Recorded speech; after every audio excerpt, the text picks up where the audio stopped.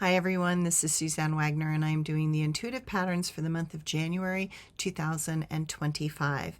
In the Aleister Crowley Tarot, I've got Cruelty, Power, and the Star.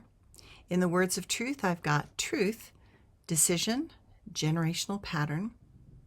In the Mayan Oracle, I have a Mish, Ish, and Simi. In the Medicine cards, I've got Rabbit, Porcupine, and Hummingbird. In the Ancient Egyptian Tarot, I have the Princess of Swords, the Seven of Cups, and the Four of Swords. In the Osho Zen Tarot, I've got Patience, Harmony, and the Dream. And finally, in the Healing Earth Tarot, I've got the Man of Wands, the Nine of Shields, and the Ace of Feathers.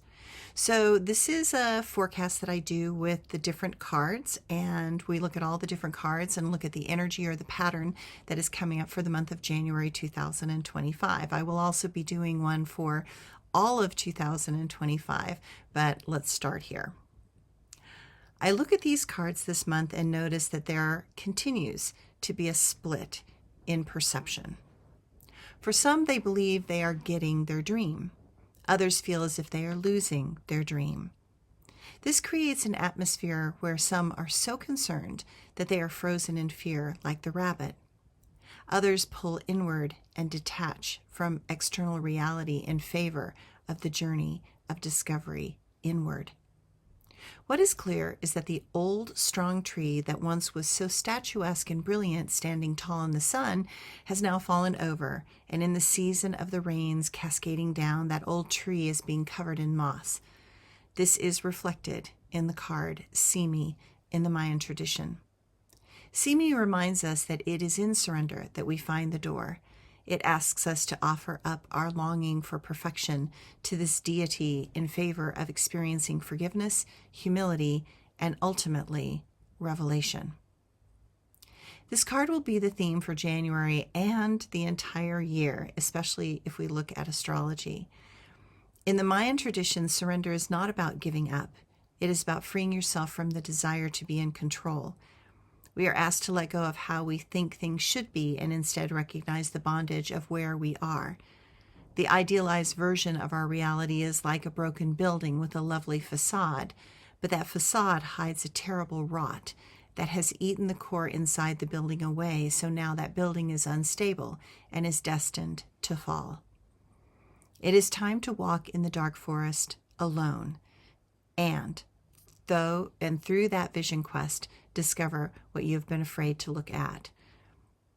What we have been scared to see is the tremendous dysfunction of humanity and the terrible pain and suffering that continues to be inflicted upon so many innocent souls. That is what must change, but it will get worse before it gets better. Yet the cards also reveal the sweetness still alive in those who hold the energy of the porcupine and the hummingbird.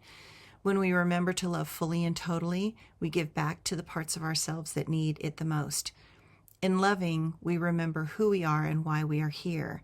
In caring, we let the past go and appreciate this moment. Amish reminds us that we are not here to trust the world or those in power. We are here to trust ourselves and know that we can find nourishment in the deep places within, knowing how to feed our souls and bring hope back out into the world. This month, we must learn not to overdo or over-nurture others. We are asked not to take responsibility for others, but to recognize that when we communicate what is true from our soul, we give a great thing out into the world. Ish is the magic formed in the emptiness of our longing. Ish brings us vision that will show us how to stay connected to our hearts and know that this is the energy that will become our muse and guide along the journey ahead of us. To this archetype, the only path is the path that will direct us to share and experience more beauty, and how that beauty becomes the power that we need to bloom finally. It is also a warning that you will be tested on detecting integrity in others and yourself. It will help you to see those that need external approval, recognition, and status. Ish reminds us that transparency is the greatest power to have at this time.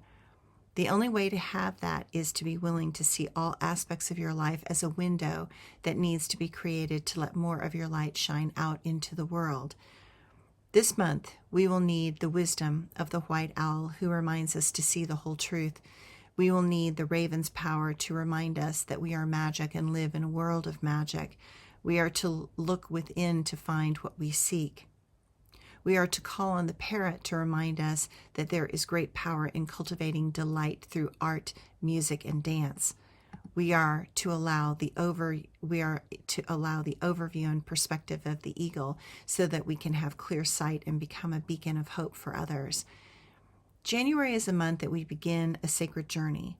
Psychically, we are being asked to step up and into the pure place of spirit and to let go of the darkness and dysfunction of the human condition. This is a month to dance wildly and let out all this energy that has been pent up inside. We have to shake it loose and off our being to find a new center of clarity. What is clear is that our old self is either dead or dying.